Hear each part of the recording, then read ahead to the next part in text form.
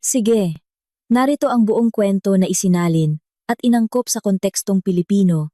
Pinapanatili ang orihinal na haba at diwa ng salaysay. Isang pagsasalin at adaptasyon ng kwento. Ikinubli ng aking hipag sa buong pamilya ang pagpapahiram sa akin ng A2.5 milyon upang malampasan ko ang kahirapan. Lumuluha akong lumuhod sa harap niya at nangakong tiyak na magbabayad. 7 taon ang lumipas nang mayroon na akong ari-arian na nagkakahalaga ng milyon-milyon. Lumapit siya sa akin para mangutang ng alim 50,000. Isang maikling pangungusap lang ang isinagot ko sa kanya. 8 taon na ang nakalipas. Isang gabi sa pagtatapos ng taglamig. Iyon ang pinakamalamig na araw sa aking buhay. Ang hangin ay parang kutsilyong humihiwa sa bawat sapi ng aking damit. Tumatagos hanggang sa aking balat. Nakatayo ako sa rooftop ng isang 28 palapag na gusaling hindi pa tapos itayo. Nakatingin sa madilim na syudad sa ibaba. Ang mga ilaw sa kalsada ay naninilaw at malabo. Kakaunti ang mga sasakyan. At lahat ng bagay ay tila napakalayo. Na para bang iniwan na ako ng mundong ito. Sa aking bulsa, walang tigil ang pag-vibrate ng telepono ko. Alam ko kung sino ang tumatawag. Hindi ko na kailangang tingnan. Ngunit kinuha ko pa rin ito. Lumitaw sa screen ang pangalang Mang Ramon. Iyon ang 23 tawag niya sa araw na iyon na hindi ko sinagot. Kahit sagutin ko pa, wala namang magbabago. Nasabi ko na ang lahat ng pakiusap, paliwanag, at pangako. Nakaluhod na rin ako sa lahat ng taong pwede kong lapitan. Ngunit ato 2.5 milyon na lumobo na sa halos 3.5 milyon dahil sa patong-patong na interes. Saan ako kukuha ng pambayad? 3 buwan lang ang nakalipas. Ako pa ang may-ari ng isang maliit na machine shop sa aming probinsya. Hindi ito malaki, ngunit matatag ang takbo ng negosyo. Mayroon akong 20 manggagawa, at bawat buwan, ang kita namin ay umaabot ng halos 10 milyon. Noong mga panahong iyon, saan man ako magpunta, taas noo ako. Iniisip na sa wakas ay may narating na rin ako. Naniwala ako na mula roon ay aangat na ang buhay ko. Ngunit hindi ko inasahan na sa isang gabi lang, guguho ang lahat. Tumakas ang aking business partner, dala ang bayad ng mga kliyente at mga bagong order at iniwan sa akin ang isang bundok ng utang. Siningil ako ng mga supplier, humingi ng sahod ang mga manggagawa. Hinabol ako ng bangko, lahat ay sabay-sabay na dumagsa na parang mga alon. Mula sa pagiging si Jose na iginagalang ng marami, naging isang taong iniiwasan, na parang may sakit na nakakahawa.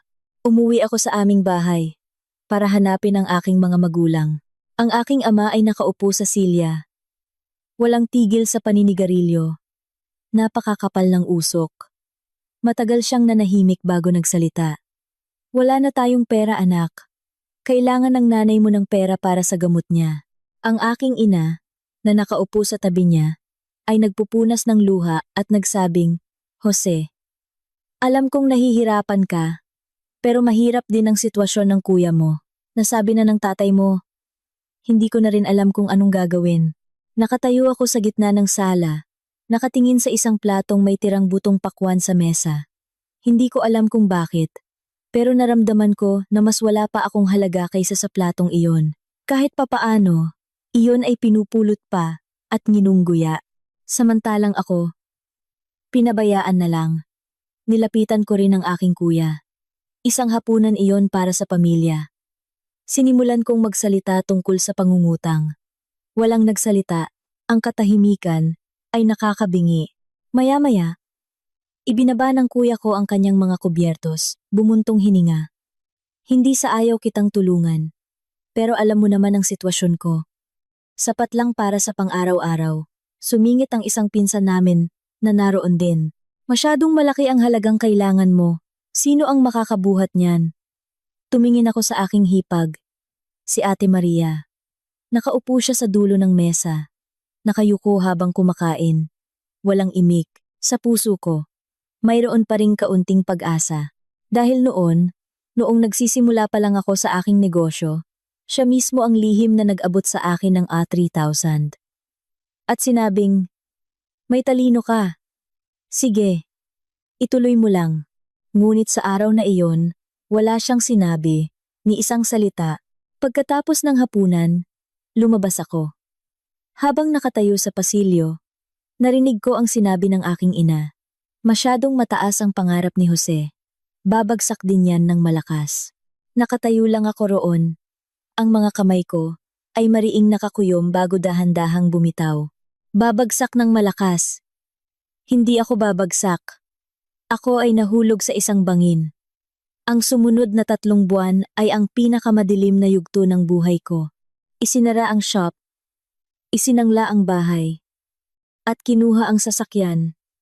Bilang pambayad utang, lumipat ako sa isang maliit at maalinsangang kwarto sa basement na may upa na 100 bawat araw. Bawat umaga paggising ko, ang unang bagay na ginagawa ko ay isipin kung sino ang mga pinagkakautangan ko. Sino ang hahanap sa akin ngayon? At saan ako magtatago? Ang buhay ko ay naging 2 salita na lang. Tago at utang. Sa lahat ng nagpapautang, si Mang Ramon ang pinaka nakakatakot. Ang pera niya ay galing sa 5,006. Noong umutang ako, alam ko ng delikado, ngunit wala na akong ibang pagpipilian noon. 3 araw, malamig na sabi niya sa telepono. 3 araw, kapag wala kang pera, huwag mo akong sisisihin kung anong mangyari. Hawak ko ang telepono. Hindi alam ang sasabihin. Pabulong niyang sinabi. Tinawagan ko na lahat ng kamag-anak mo, walang tutulong sa'yo. Bahala ka na sa buhay mo. Pinatay ang tawag. Nakatayo ako sa loob ng aming kwarto, nakatingin sa gumigiwang na kama, sa sirang mesa, at sa mga damit na inaamag sa sulok. 3 araw, 72 oras. Saan ako pupunta? Sino ang lalapitan ko? Ang mga magulang ko ay hindi tumulong. Ang kuya ko ay nanahimik. Ang mga kamag-anak ay umiiwas. Ang mga kaibigan, noong may pera ako, napakarami nila. Ngayong wala na akong anuman, wala na ring natira. Nang gabing iyon, naglakad-lakad ako sa kalye. Huminto sa harap ng isang tindahan ng damit. Sa loob, naka-display ang mga mamahaling Amerikana, mga makikinang na sapatos, na nagkakahalaga ng 10,000. 3 buwan na ang nakalipas. Hindi ko man lang ito tinitingnan. Pero ngayon, tila ito ay isang ibang mundo. Sa huli, naglakad ako patungo sa gusaling iyon. Inakyat ang bawat baitang hanggang sa 28 palapag. Binuksan ang pinto ng rooftop. Sinalubong ako ng malamig na hangin na tumatagos sa buto. Lumapit ako sa barandilya at tumingin sa ibaba. Ang syudad ay maliwanag pa rin. Ang mga tao ay patuloy na nabubuhay, abala, at may mga pangarap. Ako lang ang tila tinanggal na sa mundong ito. 2.5 milyon. Kahit buong buhay ko, hindi ko ito mababayaran. Ipinatong ko ang aking kamay sa barandilya. Ang lamig ng bakal ay humiwa sa aking balat. Umakyat ako sa kabilang panig. Humangin ng malakas, at ang aking mga mata ay napaluha. Sa aking isipan, biglang lumitaw ang mga pira-pirasong alaala. Ang aking pagkabata na tumatakbo sa mga pilapil. Ang unang beses na pinuri ako dahil sa pagiging matalino sa klase. Ang unang beses na ginamit ko ang aking sahod para ibili ng prutas ang aking mga magulang. Ang araw na isinabit ko ang karatula ng aking shop. Lahat ay parang isang pelikulang natapos na. Ipinikit ko ang aking mga mata. Handa nang bumitaw. Sa sandaling iyon, muling nag-vibrate ang telepono sa aking bulsa. Ang tunog ay nakakabingi sa katahimikan ng gabi. Natigilan ako, kinuha ito, at sa screen ay lumitaw ang pangalang Ate Maria. Tinitigan ko ang pangalang iyon. Ang aking kamay ay nakabitin sa hangin. Bakit niya ako tinatawagan? Noong hapunan, ni hindi siya nagsalita. Akala ko ay katulad din siya ng iba. Matagal akong nag-alinlangan. Malapit nang matapos ang tawag. Ngunit sa huli, ay sinagot ko pa rin. Hello? Jose? Ang boses niya ay nagmamadali. Humihingal na parang katatapos lang tumakbo. Nasaan ka? Bakit hindi mo sinasagot ang telepono? Nanahimik ako. Jose, magsalita ka. Nasaan ka? Nagsimulang manginig ang boses niya. Nasa labas ako. Saan eksakto?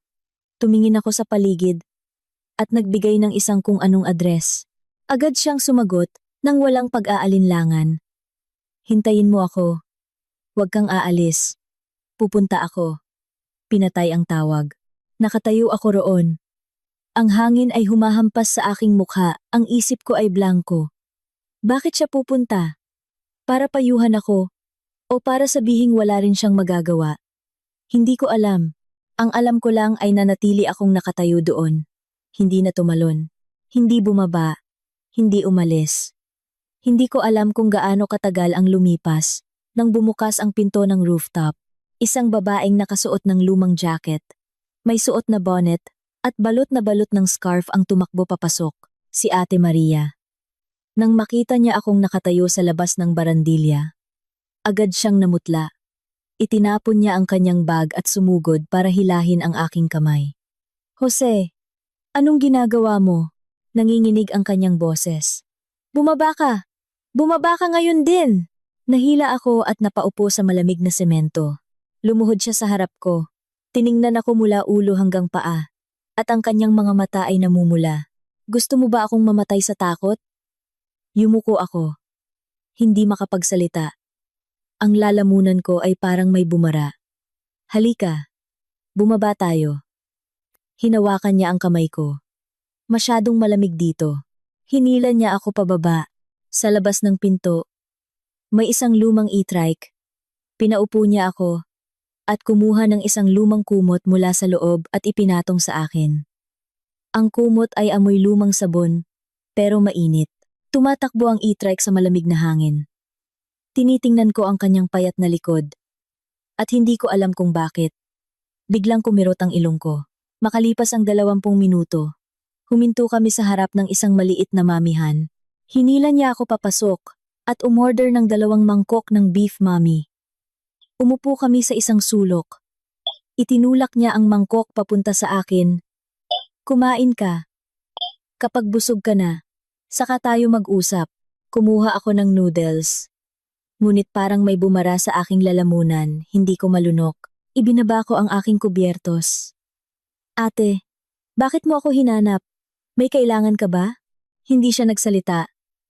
Tahimik lang na kinuha ang isang bagay mula sa kanyang bag.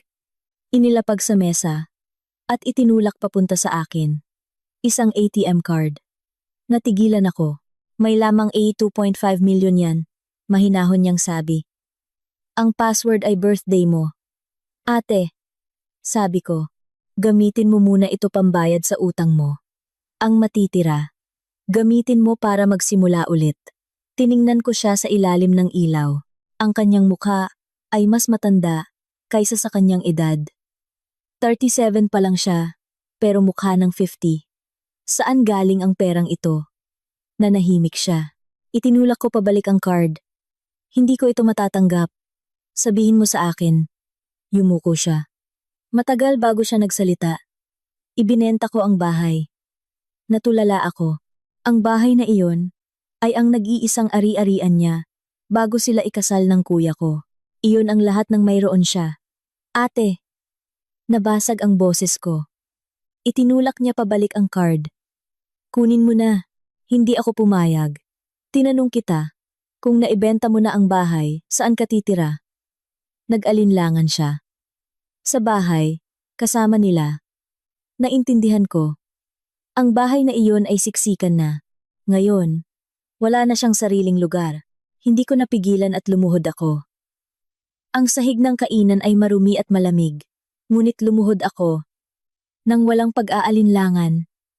Yumuko, ate, kung hindi ko ito mababayaran sa buhay na ito, magiging alipin mo ako para lang mabayaran ka.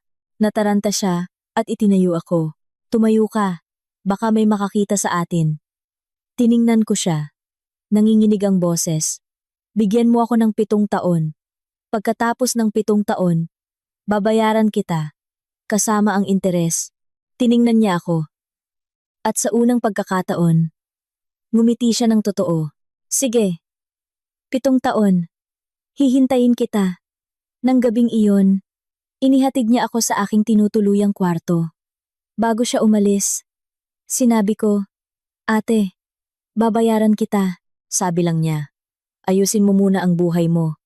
Ang e-trike ay dahan-dahang nawala sa dilim. Nakatayo ako roon. Mahigpit na hawak ang ATM card. At sa isip ko, iisa lang ang tumatakbo.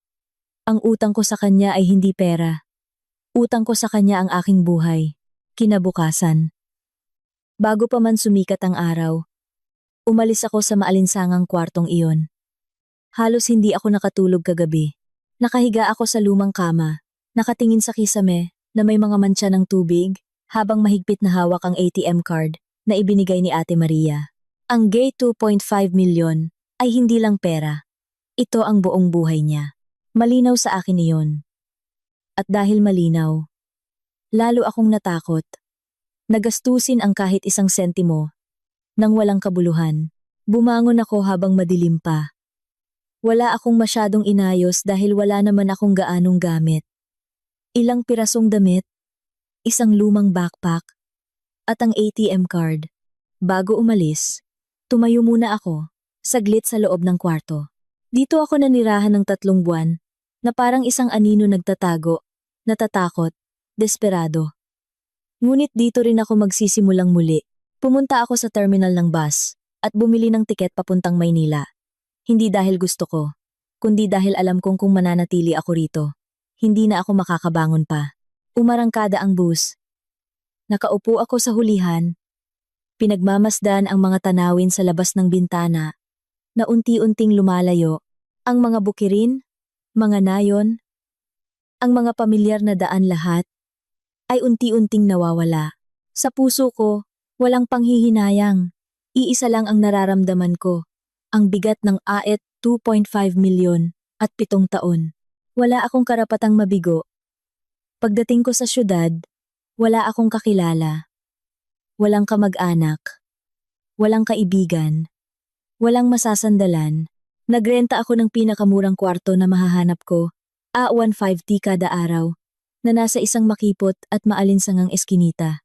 Sa unang araw, wala akong ginawa kundi maglakad-lakad sa mga kalsada, tumingin, mag-obserba, at magmemorya. Tumayo ako ng ilang oras sa harap ng mga tindahan para tingnan kung ano ang binebenta nila, paano sila nagbebenta, at ano ang binibili ng mga tao. Hindi ako nagmadali. Ang pera sa kamay ko ay hindi sa akin. Sa unang buwan, nabuhay lang ako sa instant noodles, tubig, at paglalakad. Pagsapit ng ikalawang buwan, nagsimula akong magtinda. Pinili ko ang pinakasimpleng bagay. Medyas. Bumili ako ng wholesale sa halagang A15 bawat pares. Ibinenta ko ito ng A30. Hindi malaki ang tubo, pero madaling ibenta. Gumigising ako ng alas 5 ng umaga para pumunta sa Divisoria, para kumuha ng paninda. At pagkatapos ay tatayo ako sa bangketa hanggang gabi para magbenta. Sa unang araw, nakabenta ako ng 40 pares, kumita ng wala pang elasing zero. Ngunit masaya pa rin ako, dahil sa unang pagkakataon, kumita ako ng pera gamit ang sarili kong mga kamay matapos mawala ang lahat. Sa mga sumunod na araw, unti-unti akong nasanay. Nagkaroon ako ng mga suki at mga bagong customer. May mga tumatawad, may mga namimintas, may mga bumibili, at bumabalik. Natuto akong ngumiti, makipag-usap, at magtiis. May mga araw na umuulan. Basang-basa ako mula ulo hanggang paa. Pero kailangan ko pa ring magtinda. May mga araw na hinahabol ako ng mga pulis. Kaya tumatakbo ako, dala ang aking paninda na parang tinatakbuhan ng utang. Minsan, ninakaw ang isang buong bag ng paninda ko. Napatulala ako sa gitna ng kalsada. Hindi alam ang gagawin. Ngunit hindi ako sumuko. Bawat gabi pag uwi ko, kinukuha ko ang aking notebook at isinusulat. Ilan ang nabenta ngayon? Magkano ang kita? Anong klase ang gusto ng customer? Ano ang ayaw nila? Ginawa ko ito na parang isang baguhan. Natututo mula sa simula. Isang gabi, nakahiga ako sa kama. Pagod na hindi ko na maiangat ang aking kamay. Ngunit sa aking isipan, lumitaw ang imahe ni Ate Maria, ang kanyang magaspang na mga kamay, Ang mga bitak dahil sa malamig na tubig. Ang kanyang tingin noong ibinigay niya sa akin ang card. Ikinubli ko ang aking mukha sa unan at bumulong. Ate, hindi ako pwedeng matalo. Sa unang taon, hindi ako umuwi, hindi tumawag, hindi nangumusta, hindi dahil nakalimutan ko, kundi dahil hindi ko kaya. Natatakot akong marinig ang boses niya. Natatakot na baka manghina ako, natatakot na wala pa akong napapatunayan pero sumusuko na. Sa pagtatapos ng unang taon, nakaipon ako ng mahigit 200,000. Hindi ko ito ginastos. Ginamit ko ang lahat para sa susunod na hakbang. Sa ikalawang taon, nagbukas ako ng isang maliit na online store. Nagbenta ako ng mga phone accessories, charger, power bank, phone case, mga bagay na mura, madaling ibenta, at mabilis ang balik ng puhunan. Hindi ako kumuha ng empleyado. Ako lang ang gumagawa ng lahat. Sa umaga, kumukuha ako ng paninda. Sa gabi, sinasagot ko ang mga mensahe. Minsan, alas 3 na ng madaling araw ako natutulog, at alas 7 ay gising na ulit. Minsan, nagkalagnat ako, nanginginig sa kama, pero walang tigil ang pagring ng telepono. May mga customer na nagtatanong, umu-order, at nagrereklamo. Hindi ko magawang patayin ang telepono, dahil kapag pinatay ko, mawawalan ako ng customer. Kapag nawalan ng customer, mawawalan ng pera. At kapag nawalan ng pera, mas tatagal ang panahon bago ako makabayad ng utang. Minsan, nakaupo ako sa harap ng screen. Nanlalabo na ang mga mata ko, hindi ko na mabasa ang mga letra. Kinuskus ko ang aking mga mata, at hindi ko na malayang tumulo na pala ang aking luha. Hindi dahil sa sakit, kundi dahil sa pagod. Ngunit, nagpatuloy pa rin ako sa pag-type, dahil alam kong may isang taong isinakripisyo ang buong buhay niya para bigyan ako ng pagkakataong ito. Sa pagtatapos ng ikalawang taon, nagsimulang maging stable ang kita ng tindahan. Hindi malaki, pero sapat para mabuhay, at maniwala na tama ang direksyong tinatahak ko. Sa ikatlong taon, dumating ang isang oportunidad, live selling. Noon, hindi pa ito gaanong uso. Sinubukan ko. Sa unang beses na binuksan ko ang kamera at nagsalita, walang nanonood, 10 minuto, 10 minuto. 1 oras iilan lang ang pumapasok at umaalis din agad. Nagpatuloy pa rin ako sa pagsasalita. Namamaos na ako. Masakit na ang lalamunan ko. Pero hindi ako huminto. Kinabukasan, ginawa ko ulit. Sa susunod na araw, ginawa ko pa rin. May mga araw na iilan lang ang order. May mga araw na wala. Pero hindi ako sumuko. 1 buwan, 2 buwan, 3 buwan, unti-unti. May mga nanatili, may mga nagtanong, may mga bumili. Nagsimula kong maintindihan. Ang pagbebenta ay hindi lang pagbebenta ng produkto. Ito ay pagbebenta ng tiwala. Sa ika-4 na taon, kumuha ako ng unang empleyado. Isang binatang masipag. Tinuruan ko siya ng lahat ng alam ko. Walang tinago, walang ipinagdamot. Dahil naintindihan kong hindi ko kayang lumayo ng mag-isa. Dumami ang trabaho, dumami ang order, dumami ang customer, at dumami rin ang pressure. May mga pagkakataong nakaupo akong mag-isa sa kwarto, nakatingin sa mga kumikislap na order sa screen, at natatakot. Natatakot na baka hindi ko kayanin. Na baka gumuho na naman ang lahat. Ngunit pagkatapos, naaalala ko ang gabing iyon sa rooftop, ang nanginginig na boses ni Ate Maria na tumatawag sa pangalan ko, at nagpapatuloy ako. Sa loob ng 4 na taong iyon, hindi ko siya tinawagan. 1 beses lang akong tumayo sa harap ng telepono, pinindot ang numero niya, at pinatay din agad. Hindi ko pa kaya. Gusto ko, kapag tumawag ako, masasabi kong, Ate, nagawa ko na. Hindi ate. Sinusubukan ko pa rin. Sa pagtatapos ng ika-4 na taon, sa unang pagkakataon, nagpadala ako ng pera sa amin. 500,000 point. Hindi para sa mga magulang ko. Hindi para sa kuya ko. Kundi para sa kanya. Ngunit hindi ko inilagay ang pangalan ko. Nagpasuyo ako sa isang kaibigan na ipadala ito. At sabihing bonus galing sa trabaho. Ayokong malaman niya. Dahil alam kong kung malalaman niya, hindi niya ito tatanggapin. Isang buwan ang lumipas. Nakatanggap ako ng balita. Hindi mula sa kanya, kundi mula sa isang kakilala. Ginamit daw ni Ate Maria ang pera para bayaran ang utang ng asawa niya.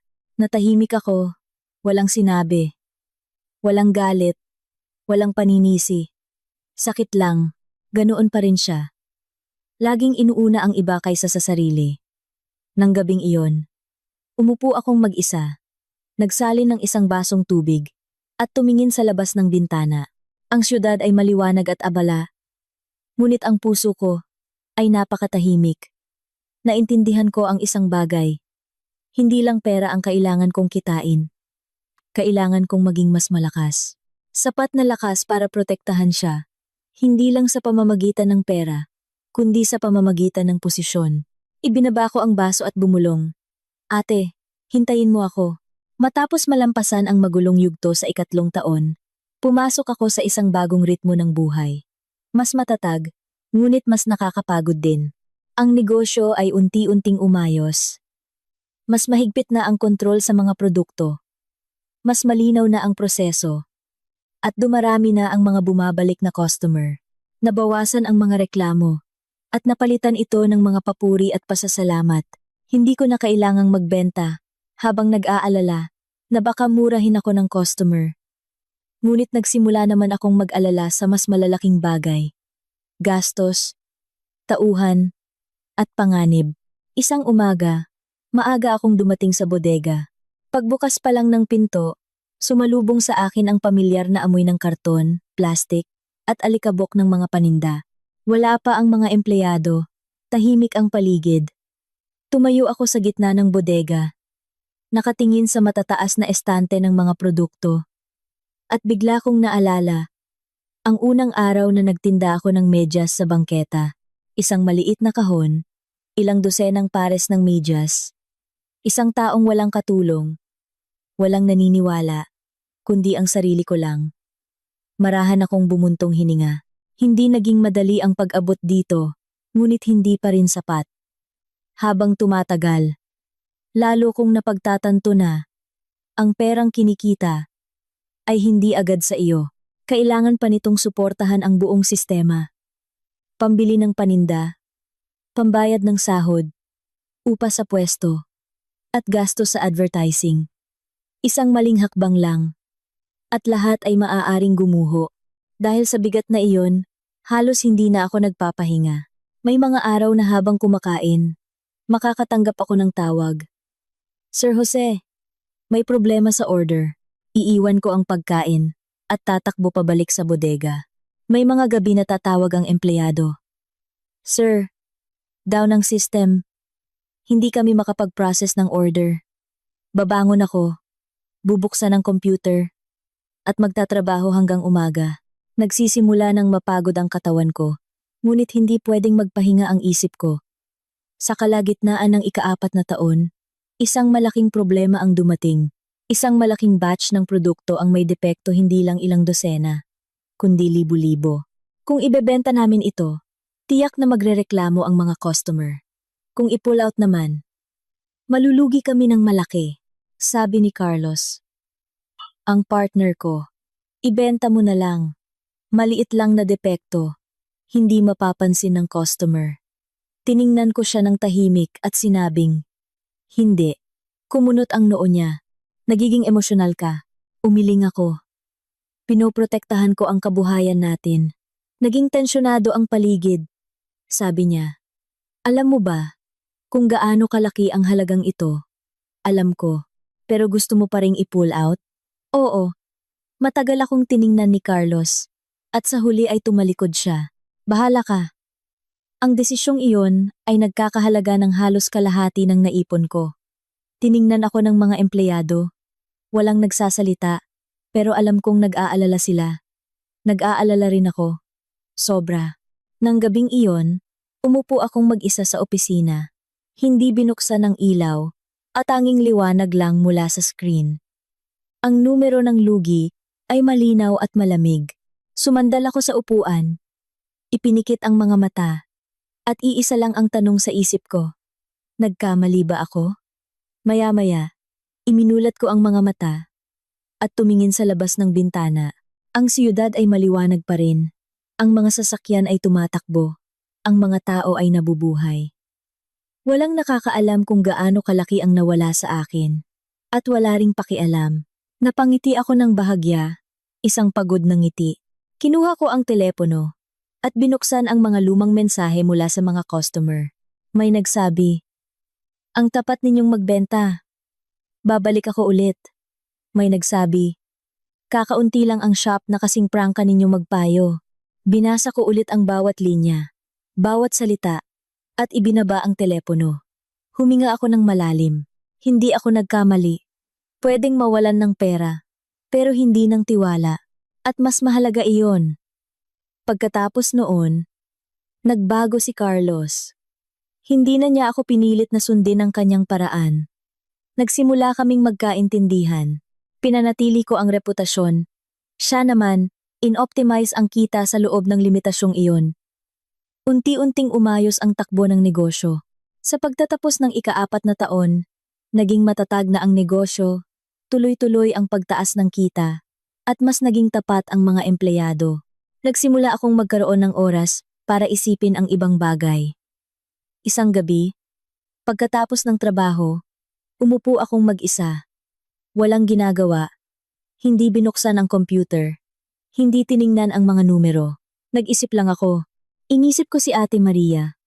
Ano na kaya ang ginagawa niya ngayon? Nagtatrabaho pa rin kaya siya sa supermarket? Puyat at maagang gumigising pa rin kaya? Napapagalitan at sinisisi pa rin kaya? Tulad ng dati, hindi ko kailanman tinanong. Hindi dahil wala akong pakialam, kundi dahil natatakot ako. Natatakot sa sagot na hindi ko pa kayang baguhin. Sakto namang nag-ring ang telepono ko. Isang hindi kilalang numero. Sinagot ko. "Hello?" Sa kabilang linya, isang boses ng babae pamilyar pero hindi. "Pwede ko bang makausap si Jose?" Natigilan ang puso ko. Nakilala ko ang boses na iyon. "Ate Maria?" "Oo, ako nga ito." Ang boses niya ay mahina, na parang ayaw makagambala. Tumayo ako at lumabas sa balkonahe. Marahan ang ihip ng hangin.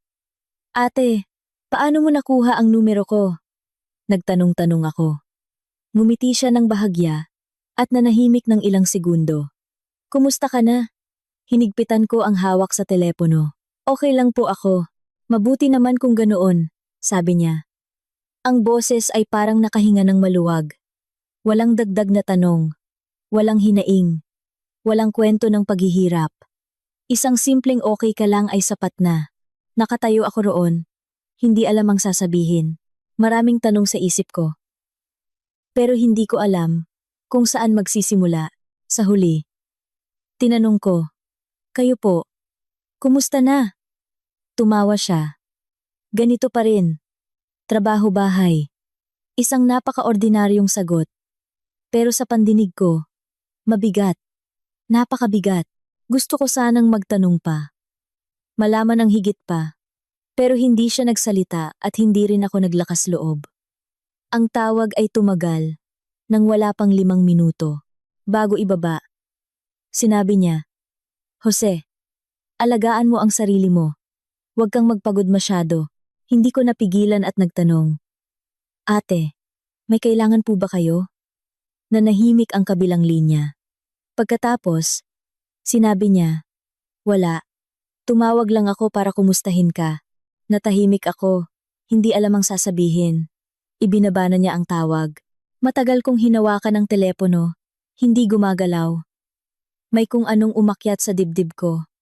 Hindi lungkot, hindi saya, kundi isang uri ng paninikip. Hindi siya nanghingi ng pera. Hindi binanggit ang nakaraan. Walang hiningi. Tinanong lang kung okay ako. Tumingala ako at tumingin sa syudad. Ang mga ilaw ay nagniningning, ngunit sa puso ko, may kulang. 4 na taon na akong lumalaban. Pero hindi ko pa rin kayang humarap sa kanya at sabihing, "Ate, bayad na ako." Kinuyom ko ang aking mga kamay. Sa isip ko, iisa lang ang dapat gawin. Bilisan pa. Hindi dahil sa pera, kundi dahil sa isang taong tahimik na naghihintay. Nang gabing iyon, hindi ako natulog. Binuksan ko ang computer at nagtrabaho hanggang umaga. Hindi dahil sa pressure, kundi dahil alam kong wala na akong ibang daan pabalik. Pagkatapos ng tawag na iyon ni Ate Maria, hindi na ako ang dating ako. Dati, nagtatrabaho ako para makaahon sa hirap. Pagkatapos, nagtrabaho ako dahil sa isang pangako. Ngunit mula nang marinig ko ang boses niya, nagsimula akong magtrabaho para sa ibang bagay. Responsibilidad. Hindi responsibilidad sa pera, kundi responsibilidad sa isang taong tahimik na nasa likuran ko sa pinakamadilim na yugto ng buhay ko. Sa mga sumunod na araw, halos wala akong pahinga. Itinaas ko ang bilis ng trabaho sa panibagong antas. Hindi na lang ito simpleng pagbebenta. Nagsimula akong bumuo ng sarili kong brand, sariling pangalan, para sa linya ng mga produkto ko. Sariling disenyo ng packaging. At sariling kontrol sa kalidad. Minsan, tiningnan ako ni Carlos at sinabing, "Nagtatrabaho ka na parang gusto mong magtayo ng imperyo." Tumango lang ako, walang sinabi. Dahil alam kong wala akong ibang pagpipilian. Ngunit habang mas bumibilis, mas lumalaki ang panganib. Isang hapon, habang tinitingnan ko ang mga paninda, isang empleyado ang tumakbo papasok. "Sir Jose, may problema po." Tumingala ako. "Anong problema?" "Yung partner natin sa delivery, tinakbo po yung pera." Natigilan ako. Ang mga salitang iyon ay parang kutsilyong humiwa sa aking alaala. Muli akong nagtanong. Mahina ang boses. "Magkano?" "Halos 20 milyon po." Hindi ako nagsalita. Hindi sumigaw. Hindi nagdabog. Nakatayo lang ako. Sa aking isipan, bumalik ang lahat ng lumang alaala. Ang araw na nalugi ako. Ang araw na tumakas ang dati kong partner. Ipinikit ko ang mga mata. Huminga ng malalim. At iminulat ulit. "Nakokontak pa ba?" "Hindi na po." Naka-off na ang phone. Nanginginig ang boses ng empleyado. Natahimik ang buong kwarto. Lahat ay nakatingin sa akin. Naghihintay ng reaksyon ko. Ngunit wala akong ginawa. Sinabi ko lang, "Gawan niyo ng listahan ng danyos. Mag-meeting tayo mamayang gabi." At tumalikod ako. Nang gabing iyon, umupo akong mag-isa sa opisina. Hindi binuksan ang ilaw. Tanging liwanag lang mula sa screen ang tumatama sa akin. Ang halaga ng nawala ay malinaw at mabigat. Kung hindi ko ito maayos, maaaring mawala sa akin ang lahat. Muli akong sumandal sa upuan at ipinikit ang mga mata. Sa pagkakataong ito, hindi pera ang inisip ko, kundi si Ate Maria. Kung babagsak ako ngayon, ano ang ibabayad ko sa kanya? Paano ako haharap sa kanya? Ano ang sasabihin kong nagawa ko? Kinuyom ko ang aking mga kamay. Ang mga kuko ko ay bumaon sa aking palad hanggang sa sumakit. Iminulat ko ang mga mata. Umupo ng tuwid at kinuha ang telepono para tawagan si Carlos. "Hello? Nasaan ka?" "Nasa bahay." "Pumunta ka dito sa opisina ngayon." Hindi malakas ang boses ko, pero matatag. Pagkalipas ng 20 minuto, dumating si Carlos. Hindi siya nagsalita. Umupo lang. Inabot ko sa kanya ang report. "Tingnan mo." Binuklat niya ito. At lumungkot ang kanyang mukha. "Anong plano mo?" Tiningnan ko siya ng diretso. "Hindi ako magtatago." Kumunot ang noo niya. "Kung hindi ka magtatago, ano? Paano mo sosolusyunan?" Dahan-dahan akong nagsalita. "Magbabayad ako." Natawa si Carlos. "Baliw ka na ba? Hindi ito maliit na halaga." "Alam ko. Saan ka kukuha ng pera?" Nanahimik ako saglit at sinabing, "Ibebenta ko ang mga ari-arian ko." Matagal akong tiningnan ni Carlos. "Sigurado ka ba?" Tumango ako. "Oo. Iyon ang pinakamahirap na desisyon." Mula nang lisanin ko ang kwartong inuupahan ko noon, ibinenta ko ang sasakyan, ang isang bahagi ng shares ko sa kumpanya. Pinaliit ang operasyon, tinanggap ang pag-urong, para lang mapanatili ang isang bagay, ang tiwala. May nagsabing tanga ako. May nagsabing hindi ako marunong sa negosyo. May nagsabing hayaan ko na lang ang nawalang pera at iligtas ang natitira. Ngunit hindi ako nakinig. Naalala ko lang ang isang bagay. Noon, kung ganoon din ang inisip ni Ate Maria, wala na ako ngayon dito. Ang proseso ng pag-aayos ay tumagal ng mahigit 1 buwan. Pagod, tensyon, at pressure. May mga araw na 2 oras lang ang tulog ko. May mga araw na hindi ako makakain. Ngunit sa huli, nalampasan din namin. Walang nang utang, walang alitan, walang naniningil. Bagamat mas maliit na ang kumpanya, malinis ito. Napakalinis. Isang gabi, matapos ayusin ang lahat, umupo akong mag-isa. Walang ginagawa, nagpapahinga lang. Sa unang pagkakataon sa mahabang panahon, gumaan ang pakiramdam ko. Totoong gumaan. Binuksan ko ang telepono. Tiningnan ang contact list at huminto sa isang pamilyar na pangalan. Ate Maria. Huminto ang daliri ko at pagkatapos ay pinindot ko ang call button. Nagring ng 1 beses, 2 beses, 3 beses. Akala ko hindi niya sasagutin. Pero, hello? Ang boses niya ay mahina at tila pagod. Ate, tawag ko. Oo, Jose? Nakilala niya agad. Ngumiti ako. Isang ngiti na kahit ako ay hindi namalayan. Ate, okay na po ako. Natahimik ang kabilang linya. Pagkatapos, sinabi niya, Oo, alam ko. Nagtaka ako. Alam niyo po? Ngumiti siya. Nang bahagya. Hindi ko alam ang detalye. Pero nararamdaman ko. Natahimik ako. Walang masabi. Maya-maya, nagtanong ako. Kayo po? Okay lang ba kayo? Mabilis siyang sumagot. Okay lang. Pero hindi iyon totoo sa pandinig ko. Nagtanong pa ako. Kamusta po ang trabaho? Ganun pa rin.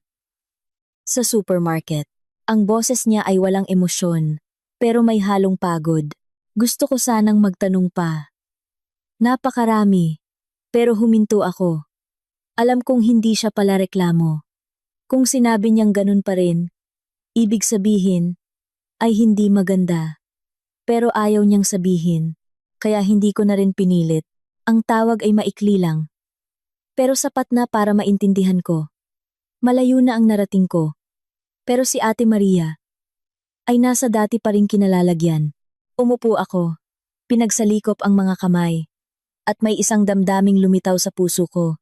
Hindi pressure. Hindi pag-aalala. Kundi determinasyon. Tumayo ako at lumabas sa balkonahe. Ang hangin ay malamig. Pero hindi nakakaginaw. Tumingin ako sa syudad. Ang mga ilaw ay nagkalat. At nagniningning. Bumulong ako. Na parang sa sarili ko lang.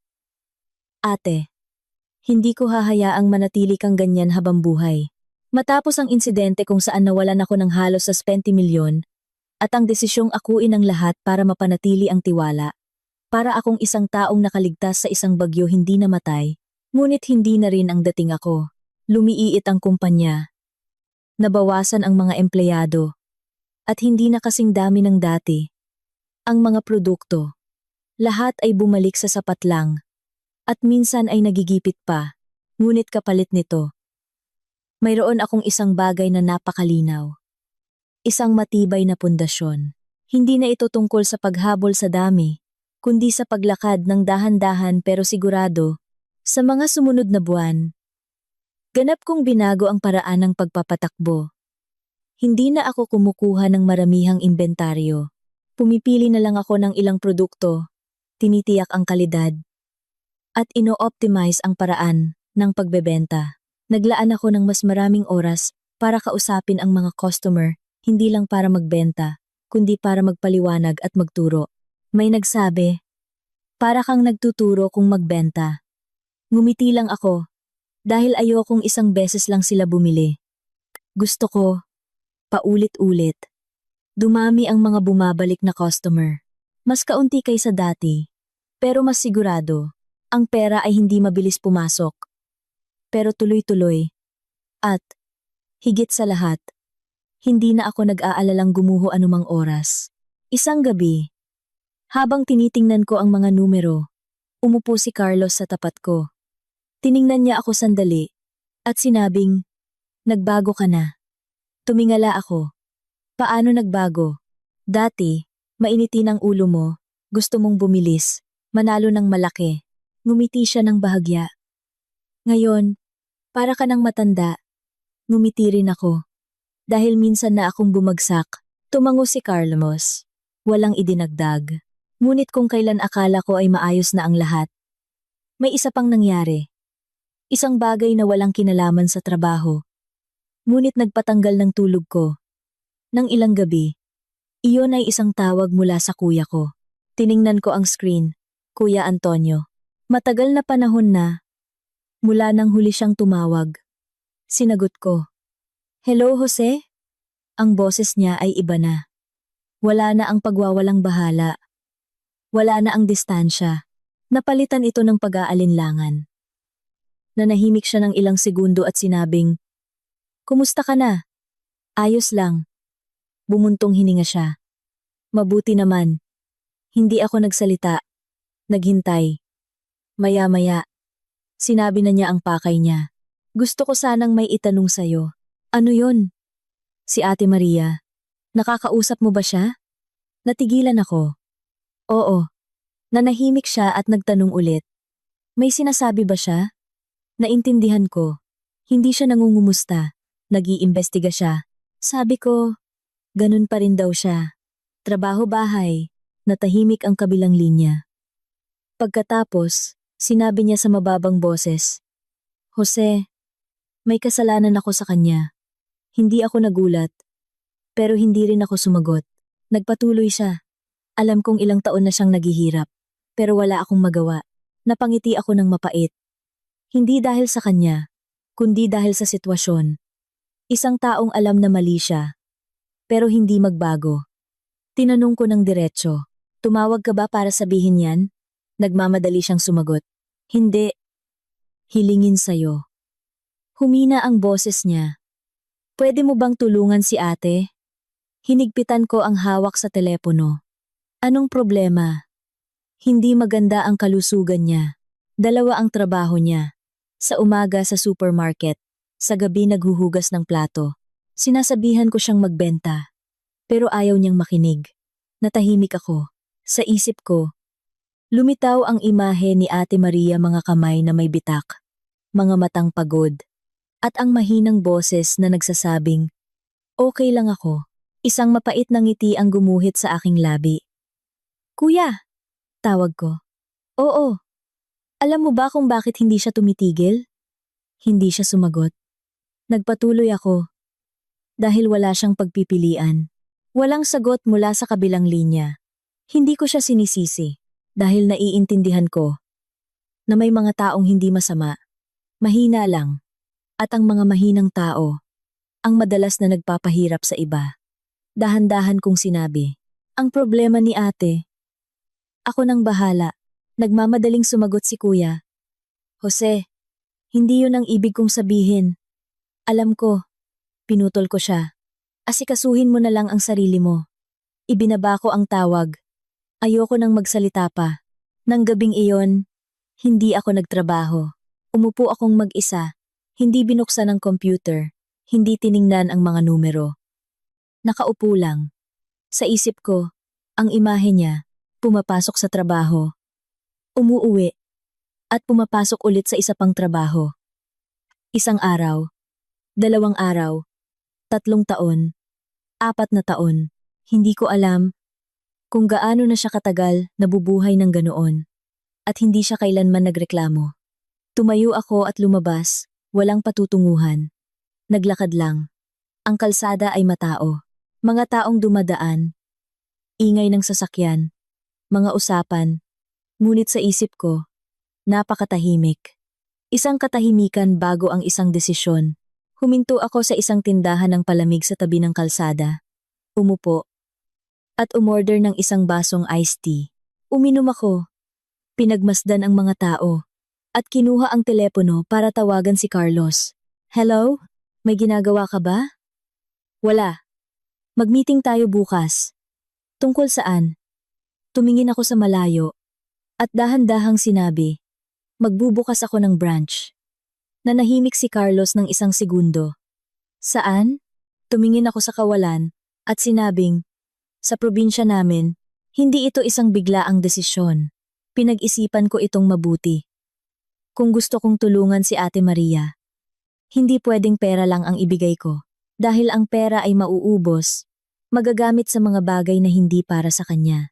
Kailangan kong bigyan siya ng ibang bagay, isang posisyon, isang trabaho, isang lugar, kung saan hindi niya kailangang yumuko. Kinabukasan, ipinresenta ko ang plano. Matapos makinig, nagtanong si Carlos. Sigurado ka ba? Oo. Sa probinsya ninyo, maliit ang market. Alam ko. Mababa ang kita. Alam ko. Tiningnan ako ni Carlos. Bakit mo ito gagawin? Nanahimik ako saglit at sinabing, para magbayad ng utang. Hindi na siya nagtanong pa. Tumango lang siya. Sige, sasamahan kita. Nagsimula ang plano. Nag-survey ako. Naghanap ng pwesto. Kinalkula ang gastos. Hindi madali ang lahat. Pero sa pagkakataong ito, hindi ako nagmadali. Ginawa ko ang bawat hakbang nang sigurado at malinaw. Isang gabi, nang unti-unti nang nabubuo ang lahat, tumayo akong mag-isa sa opisina. Nakatingin sa plano. Sa mga numero, sa address ng probinsya namin ang lugar, kung saan ako umalis, nang puno ng desperasyon, ang lugar na hindi ko magawang balikan. Ngayon, babalik ako. Hindi para magtago, kundi para humarap. Kinuha ko ang telepono at tiningnan ang numero ni Ate Maria. Sa pagkakataong ito, hindi ko siya tinawagan. Tiningnan ko lang at ibinalik sa bulsa. Gusto kong sa susunod na pagkikita namin, hindi na sa telepono. Bumulong ako. Ate, uuwi na ako. 3 araw matapos magdesisyon na magbukas ng branch sa probinsya, nag-book ako ng flight. Hindi ko sinabi kanino man, hindi sa mga magulang ko, hindi rin kay Ate Maria. Gusto kong sa pagbabalik na ito, hindi ako ang talunang umalis noon, kundi isang taong kayang tumayo ng tuwid. Hapon nang lumapag ang eroplano, ang aming bayan ay lumitaw sa ilalim ng kulay abong ulap. Hindi gaanong nagbago mula sa aking alaala. Ang mga kalsada ay pareho pa rin. Ang mga bahay ay luma pa rin. Ang puso ko lang ang nagbago. Kinaladkad ko ang maleta palabas ng airport at hindi umuwi. Nag-check-in ako sa isang maliit na hotel sa sentro. Hindi ito magara, pero tahimik. Nang gabing iyon, wala akong ginawa kundi tumayo sa tabi ng bintana at tumingin sa kalsada sa ibaba. Ang mga taong dumadaan, ang mga nagliliwanag na kainan, ang ingay ng mga motorsiklo, ang amoy ng usok, lahat ay pamilyar, na parang pinipiga ang puso ko. Kinabukasan, nagsimula akong mag-survey sa bawat kalye, bawat palengke, bawat tindahan. Hindi ako naglakad bilang isang estranghero. Naglakad ako bilang isang taong dating nanirahan dito. Alam ko kung saan ang matao, kung saan ang tahimik, kung ano ang gusto at ayaw ng mga tao rito. Nagsulat ako, nag-obserba, nagkumpara, kasing ingat ng mga unang araw ko sa pagbebenta ng medyas. Pagtanghali, napadaan ako sa supermarket kung saan sinabi ng kuya ko na nagtatrabaho si Ate Maria. Huminto ako. Hindi ako pumasok agad. Tumayo lang ako sa kabilang kalsada at tiningnan ang mga taong pumapasok at lumalabas. Ang mga empleyado ay nakasuot ng pulang uniforme. Hindi ko alam kung nasaan siya roon at hindi ko rin alam kung dapat ba akong pumasok. Bumagal ang tibok ng puso ko. Isang kakaibang pakiramdam. Gustong makita, pero takot makita. Tumayo ako roon ng halos 10 minuto at sa huli ay pumasok pa rin. Hindi dahil handa na ako, kundi dahil alam kong hindi ko ito matatakasan magpakailanman. Sa loob, maliwanag at malinis. Ang mga paninda ay maayos na nakasalansan. Ang boses mula sa speaker ay paulit-ulit. Dahan-dahan akong naglakad, tinitingnan ang bawat aisle. Hindi naghahanap, pero parang naghahanap. At nakita ko siya. Sa section ng mga delata, isang babaeng nakapulang uniforme ang nakayukong nag-aayos ng paninda. Payat ang pangangatawan, bahagyang kuba, at may mga puti na ang buhok. Hindi ko na kailangang makita nang malinaw ang mukha niya. Alam kong si Ate Maria iyon. Tumayo ako ilang metro ang layo sa kanya, hindi lumapit. Nakatayo lang at nakatingin. Sa loob ng mga nakaraang taon, maraming beses kong inisip ang pagkikita naming muli, kung ano ang sasabihin ko, kung ano ang gagawin ko. Ngunit sa sandaling ito, wala akong masabi. Patuloy siyang nagtatrabaho. Maingat, na para bang hindi nagbago ang buhay. Isang customer ang tumawag. Miss, nasaan? Yung item na to. Tumingala siya. Doon po. Ma'am, samahan ko po kayo. Ang boses niya ay ganoon pa rin mahinhin, walang bakas ng pagod na ipinapakita. Lumapit ako ng kaunti, pero hindi pa rin ako tumawag. Nakatayo lang ako sa likuran niya. Nang lumingon siya at makita ako, natigilan siya. Nanlaki ang kanyang mga mata, hindi makapaniwala. Jose, mahina at nanginginig niyang sabi. Tumango ako. Ate, napatigil siya. Hawak pa rin ang isang lata. 1 segundo, 2 segundo, at pagkatapos ay dali-dali niya itong ibinaba at mabilis na lumapit. Jose, kailan ka pa dumating? Ngumiti ako ng bahagya. Kahapon lang, tiningnan niya ako mula ulo hanggang paa. Ang mga mata ay may halong tuwa at pag-aalala. Bakit hindi mo sinabi sa akin? Hindi ako sumagot. Sinabi ko lang, Ate, pwede ba tayong mag-usap sa labas? Nag-alinlangan siya. Tumingin sa paligid. At tumango. Sandali. Magpapaalam lang ako. 5 minuto ang lumipas. Lumabas siya. Nakatayo kami sa harap ng supermarket. Medyo awkward ang pakiramdam. Kahit na magkamag-anak kami, matagal na kaming hindi nagkita. Siya ang unang nagsalita. Pumayat ka. Ngumiti ako.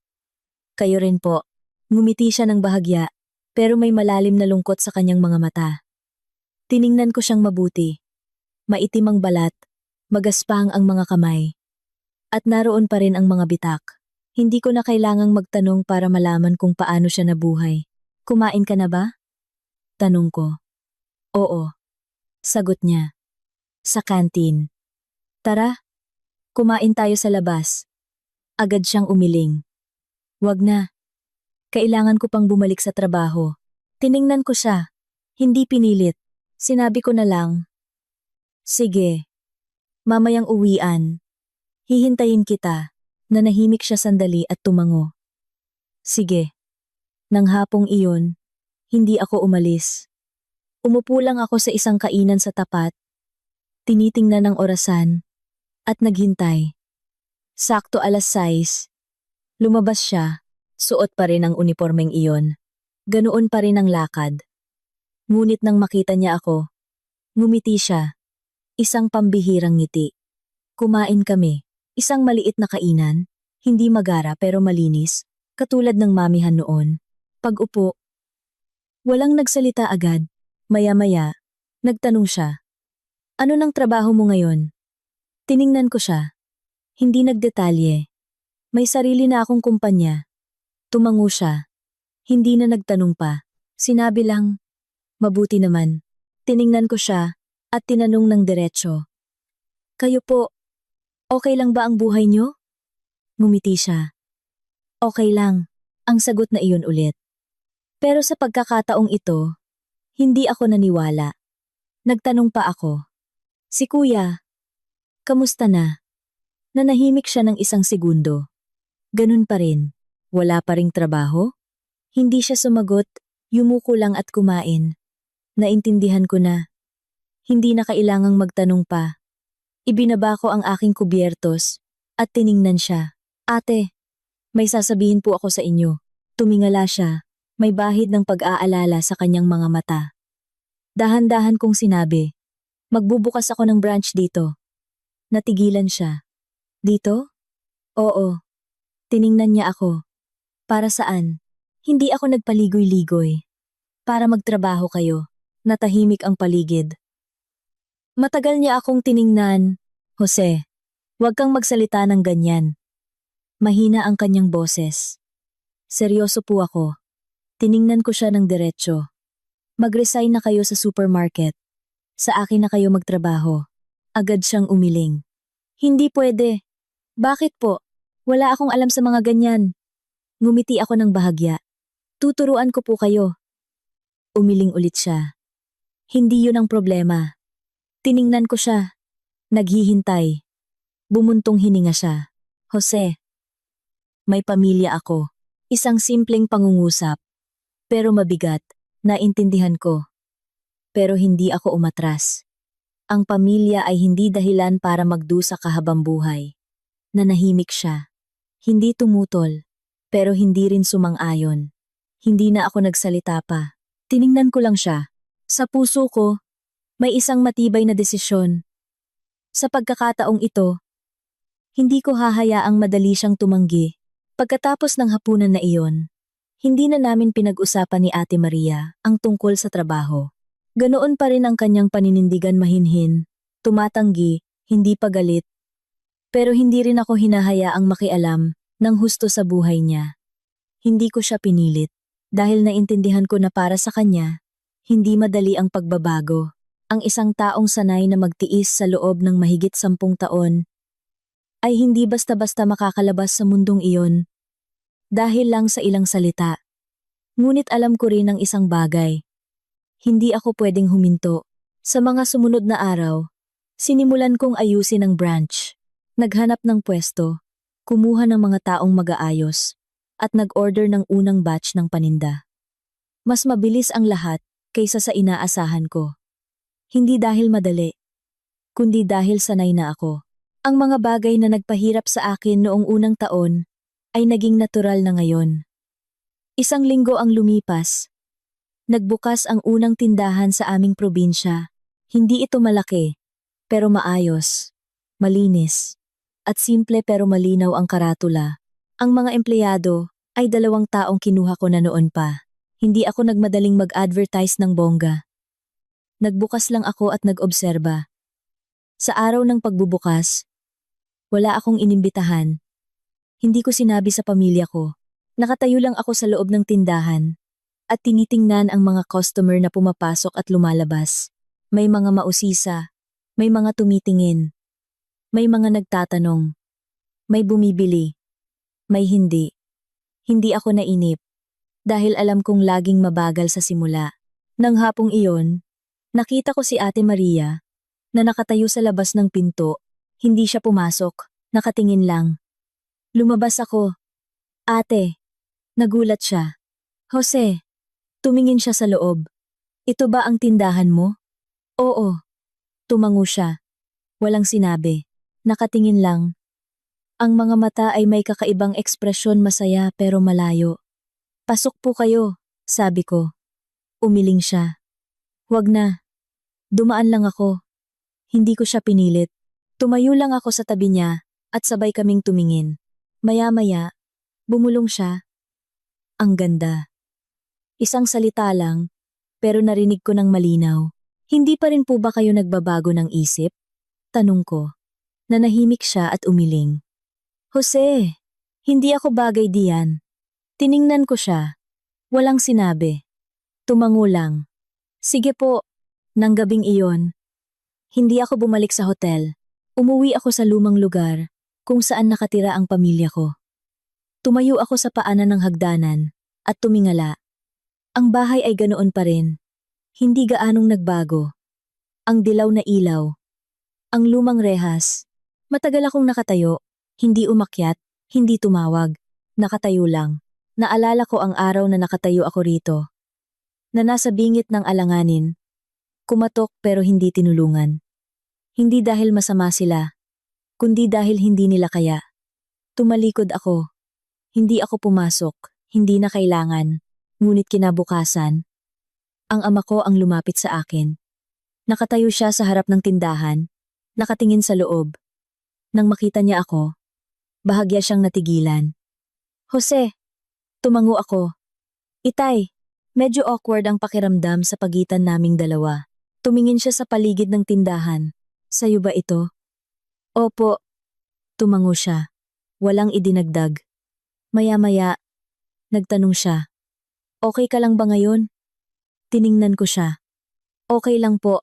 Bumuntong hininga siya. Na para bang gumaan ang loob. Hindi ako nagtanong pabalik. Hindi rin nanisi.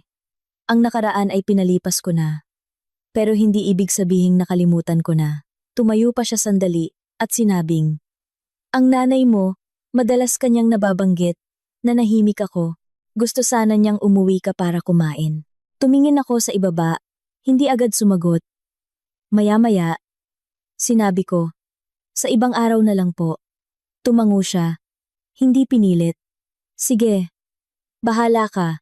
Bago umalis, lumingon siya at bumulong. "Magaling ang ginawa mo, anak." Pinanood ko siyang umalis. Walang malakas na emosyon, naramdaman ko lang na iba na ang lahat. Nang hapong iyon, dumating ulit si Ate Maria. Sa pagkakataong ito, pumasok siya. Tiningnan niya ang bawat estante. Hinawakan ang mga produkto, nagtanong, "Mabenta ba ito?" "Opo." "Itong presyong ito, hindi ba masyadong mahal?" "Hindi po." Sinagot ko ang bawat tanong niya, na parang nagtuturo, nagpapaliwanag. Nakikinig siya, tumatango, hindi nagsasalita ng marami. Pero alam kong nagmamasid siya. Maya-maya, sinabi niya, "Ang mga customer dito, mahilig tumawad." Ngumiti ako. "Alam ko po." Tiningnan niya ako. "Nakatinda ka na ba rito dati?" Tumango ako. "Maraming beses na." Ngumiti siya. Sa pagkakataong ito, mas malinaw ang ngiti. Bago umalis, sinabi niya, "Jose." "Opo." Pag-iisipan ko.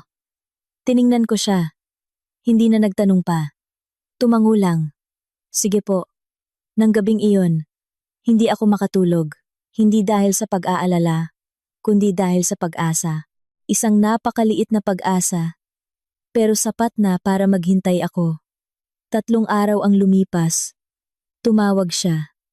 Ang boses niya ay hindi na nag-aalinlangan tulad ng dati. "Jose." "Opo, ate." "Nakikinig po ako." Nag-resign na ako. Tumayo ako. Malakas ang kabog ng dibdib ko. Inulit niya. "Nag-resign na ako sa supermarket." Hindi ko napigilan at nagtanong, "Bakit po?" Nanahimik siya ng 1 segundo at sinabing, "Pagod na ako." 2 salita lang. Ngunit naintindihan ko, hindi lang pagod sa trabaho, kundi pagod sa buong buhay. "Punta po kayo sa tindahan," sabi ko. "Sige." Nang hapong iyon, dumating siya.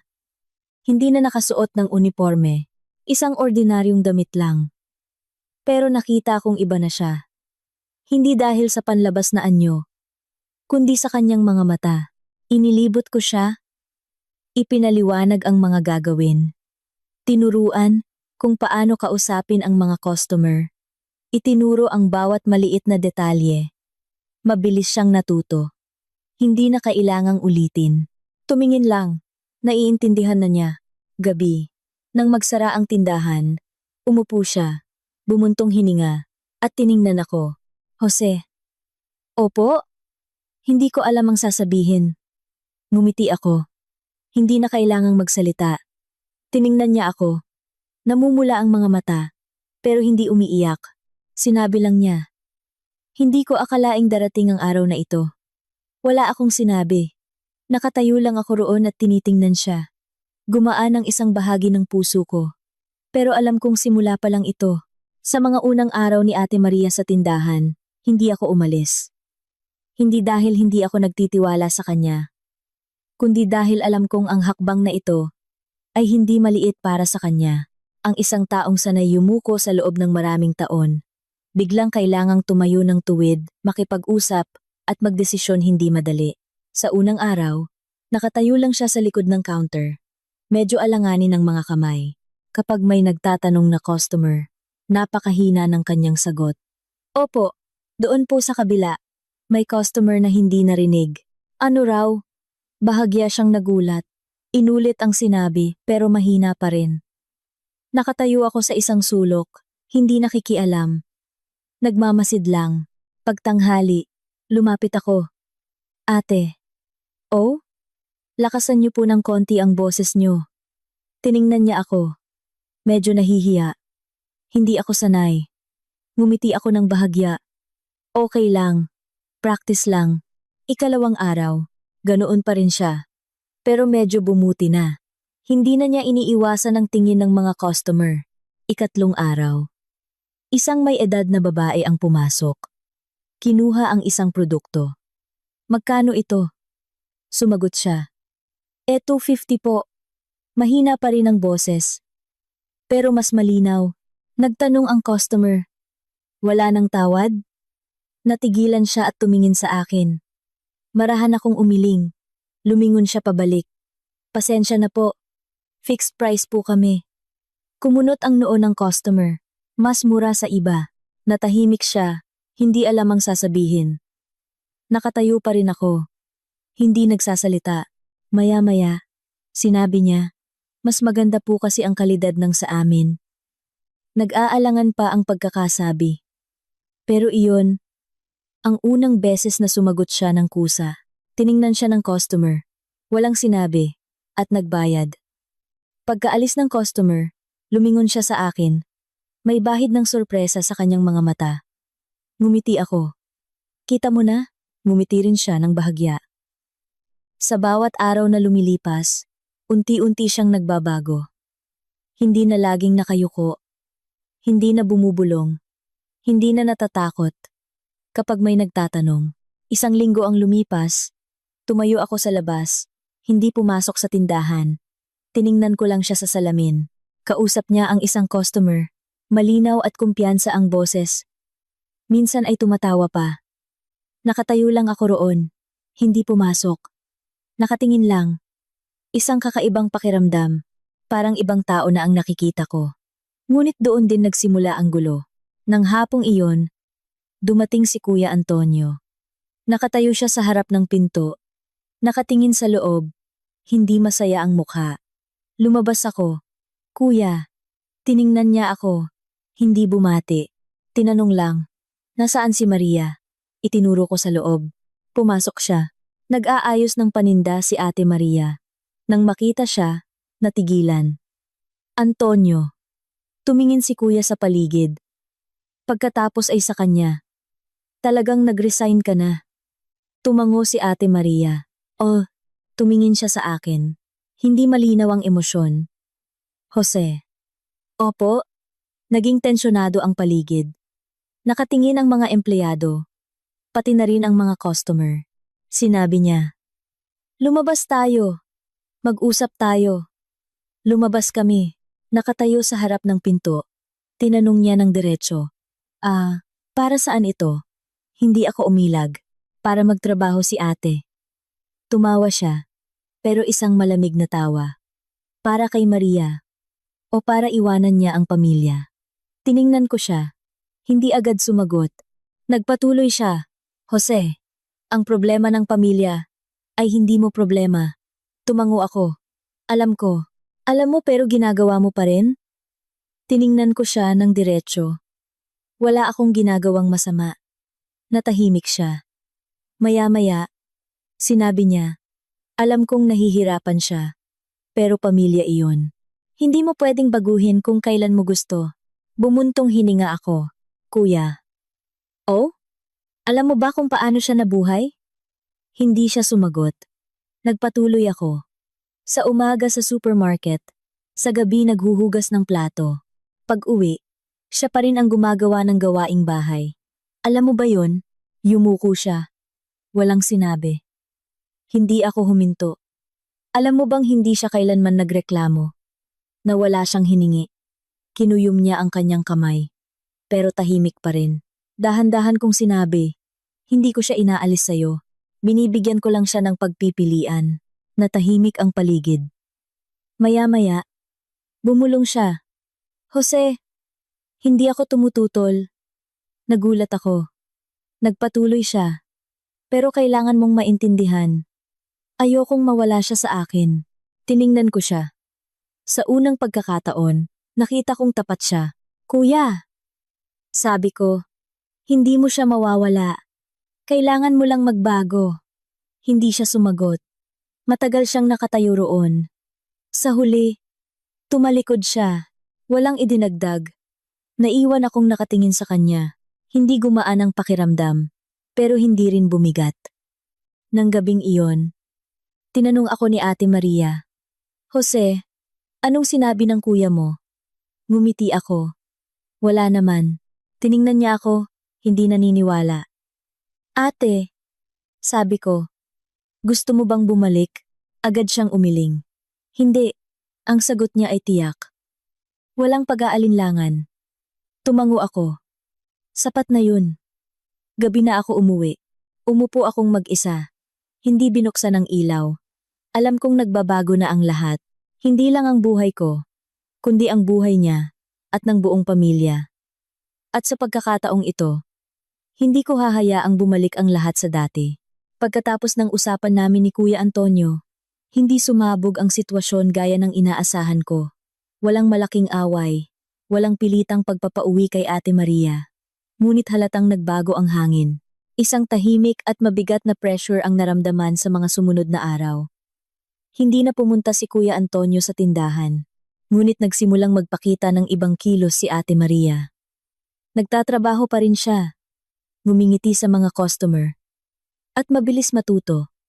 Pero minsan, natutulala siya na parang may malalim na iniisip. Isang tanghali, nang walang customer, tinanong ko siya, "Ate, may problema ba?" Umiling siya. "Wala. Pero alam kong meron." Hindi ko na siya pinilit. Nagmasid lang. 3 araw ang lumipas. Na-late siya. Hindi naman sobra. Mga 10 minuto lang. Pero para sa kanya, bihira iyon. Hindi ako nagsalita. Hinintay kong wala ng customer bago magtanong, "Ate, bakit po kayo na-late ngayon?" Nanahimik siya ng 1 segundo at sinabing, "May konting problema sa bahay." Tiningnan ko siya. Naghihintay. Bumuntong hininga siya. Hindi masaya ang mga biyenan ko. Naintindihan ko. Hindi na kailangang magpaliwanag pa. "Pinagsabihan ka ba nila?" Ngumiti siya ng bahagya. "Okay lang." Ang pamilyar na sagot. Pero sa pagkakataong ito, hindi ko tinanggap. "Ate," sabi ko, "ang okay lang ay hindi nangangahulugang walang problema." Natahimik siya. Hindi tumutol. Maya-maya, bumulong siya. Sabi nila, iniwan ko raw ang pamilya para magtrabaho sa iba. Kinuyom ko ang aking kamay. "Anong sinagot mo?" Umiling siya. Hindi ako nagsalita. Tiningnan ko siya. Sa puso ko, may halong galit at awa. "Bakit hindi ka nagsalita?" Ngumiti siya. Kahit magpaliwanag ako, wala ring magbabago. Hindi na ako nagsalita pa. Ngunit sa isip ko, may nabuong desisyon. Nang hapong iyon, maaga akong nagsara. Sinabi ko sa kanya, "Ate, sama ka sa akin." Nagtaka siya. "Saan?" "Uuwi tayo." Natigilan siya. "Wag na." Ang boses ko ay hindi malakas, pero matatag. "Sige." Tiningnan niya ako, yumuko, at hindi na nagsalita. Umuwi kami. Ang lumang bahay, ang pinto, ay ganoon pa rin. Kumatok ako. Ang nanay ko ang nagbukas. Nang makita niya ako, natigilan siya. "Jose." Pagkatapos ay tumingin siya kay Ate Maria at nagbago ang kanyang mukha. "Bakit kayo na parito?" Ang boses niya ay hindi malamig, pero hindi rin mainit. Pumasok ako. "May gusto po akong sabihin." Ang tatay ko, na nakaupo sa loob, ay tumingin sa akin. Walang imik. Mabigat ang hangin. Tumayo ako sa gitna ng sala. Tiningnan silang dalawa at nagsalita. Si Ate Maria ay nagtatrabaho sa tindahan ko. Agad sumagot ang nanay ko. "Alam na namin yan." Hindi masaya ang tono. Tumango ako. "Kung ganoon, didiretsuhin ko na po kayo." Tiningnan niya ako, naghihintay. Walang ginagawang masama si ate. Dahan-dahan at malinaw kong sinabi. Ngumiti ng mapait ang nanay ko. "Walang masama? Iniwan ang pamilya para magtrabaho sa iba? Walang masama?" Tiningnan ko siya ng diretso. Hindi niya iniwan ang pamilya. Ayaw na lang niyang mabuhay tulad ng dati. Nanahimik siya ng 1 segundo at sinabing, "Anong alam mo? Hindi ako umilag." Alam ko kung paano siya nabuhay. Sa pagkakataong iyon, nagsalita ang tatay ko. Jose, hindi ganoon kasimple ang problema ng pamilya. Lumingon ako sa kanya. Hindi po ako nagsasalita tungkol sa komplikadong bagay. Iisa lang po ang sinasabi ko. Tumingin ako ulit sa nanay ko. May karapatan siyang magkaroon ng mas magandang buhay. Natahimik ang paligid. Sabi ng nanay ko, kinakampihan mo ang iba. Umiling ako. Hindi po. Kinakampihan ko ang taong nagligtas sa akin. Ang mga salitang iyon ay nagpatahimik sa buong kwarto. Hindi na nagsalita ang nanay ko, pati na rin ang tatay ko. Nagpatuloy ako. 8 taon na ang nakalipas. Noong baon ako sa utang. Noong muntik na akong mamatay. Si ate ang nag-iisang tumulong sa akin. Hindi ko sila tiningnan. Sinabi ko lang. Ibinenta niya ang bahay niya. At ibinigay sa akin ang A2.5 milyon. Walang nakakaalam. Bumaba ang tono ng boses ko. Nasaan kayo noon? Walang sumagot. Hindi ko kailangan ng sagot. Ngayon, sabi ko, ginagawa ko lang ang isang bagay para hindi na niya kailangang yumuko pa. Tumingin sa ibang direksyon ang nanay ko. Bumuntong hininga ang tatay ko. Jose, hindi ako huminto. Hindi ko siya inaalis. Hindi ko sinisira ang pamilya. Binibigyan ko lang siya ng daan. Tiningnan ko sila ng diretso. Nasa kanya na kung lalakaran niya o hindi. Walang nagsalita. Lumingon ako kay Ate Maria. Nakatayo siya sa likuran. Nakayuko. Ate, tawag ko. Tumingala siya. Ano po ang gusto ninyo? Natigilan siya sa tanong na iyon.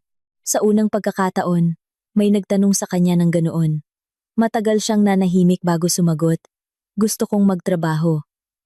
Mahina ang boses, pero malinaw. Lumingon ang nanay ko at tiningnan siya. Isang komplikadong tingin. Ang tatay ko ay nanatiling tahimik. Tumango ako. Sapat na yon. Hindi na ako nagsalita pa. Tumalikod ako. Aalis na po ako. Walang pumigil. Paglabas ng bahay, huminga ako ng malalim. Sumunod si Ate Maria. Tahimik. Pagdating sa gate, tinawag niya ako. Jose. Lumingon ako. Tiningnan niya ako. Namumula ang mga mata. Salamat. Umiling ako. Wag po. Kayo ang pumili niyan. Tumango siya. Sa pagkakataong ito, malinaw kong nakita. Hindi na siya ang dating Ate Maria. Pagkatapos ng usapan sa bahay, hindi agad nagbago ang lahat. Walang humingi ng tawad. Walang malinaw na pagkakasundo. Ngunit isang bagay ang malinaw. Nagbago na ang balanse. Hindi na si Ate Maria ang nag-iisang nagtitiis. Sa mga sumunod na araw, patuloy siyang pumasok sa tindahan. Laging nasa oras. Pero iba na. Mas tuwid na siyang tumayo. Mas malinaw magsalita. At hindi na tumitingin sa ibaba. Kapag may nagsasalita ng malakas. Isang umaga, maaga akong dumating. At nandoon na siya, nagpupunas ng counter.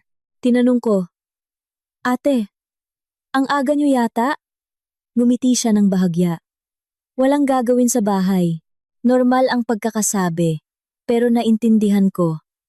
Hindi dahil walang gagawin, kundi dahil hindi na siya inuutusan tulad ng dati. May nagsasalita pa ba sa bahay? Tanong ko. Umiling siya. Wala na. Pagkatapos ay idinagdag. Wala. Kapag kaharap ako. Hindi ko na tinanong pa. Pero medyo gumaan ang loob ko. Nagsimulang dumami ang customer sa tindahan. Bumalik ang mga suki. Dumating ang mga bago. Marami ang nakakilala sa kanya. May nagtanong, Uy, hindi ka na ba sa supermarket? Sumagot siya, Dito na po ako ngayon. Walang paliwanag. Isang simpleng sagot pero sapat na. Isang matandang customer ang nagsabi, Mukhang mas malusog ka dito. Ngumiti siya. Siguro nga po. Nakatayo ako sa likod. Nakikinig. Hindi sumasali sa usapan. Isang linggo ang lumipas. Nagsimula na akong umalis-alis sa tindahan. Hindi na ako laging nakabantay. Dumadaan na lang para tingnan ang sitwasyon. Magaling magtrabaho si Ate Maria. Hindi na kailangang paalalahanan. o pamahalaan. May mga araw na nakatayo ako sa labas at pinapanood siya, kausap ang mga customer, sabay na gumagawa at nagpapaliwanag, malinaw, natural, wala nang bakas ng pagkamahiyain. Napagtanto ko ang isang bagay. Hindi dahil wala siyang kakayahan, kundi dahil dati, wala siyang pagkakataon. Ngunit hindi kailanman nagiging tahimik ang buhay ng matagal.